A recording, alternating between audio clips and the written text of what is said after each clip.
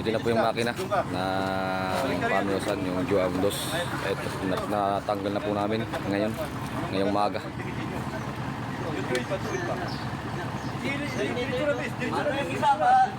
At talagang siya ay medyo kinalawang na dahil naabot na siya ng tubig.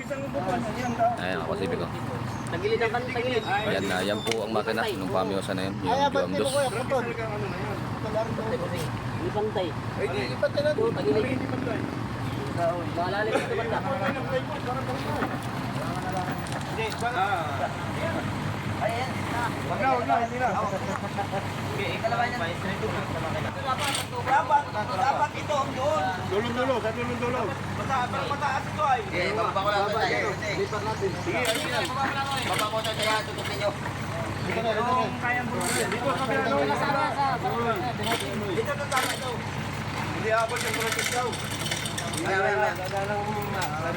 Wag mo nang kapang kaya boy sa Ayan, at ating kailangan ng kahoy mga Pacific para hindi siya sumayad sa lupa. Ayun o. Bakit ganun yan?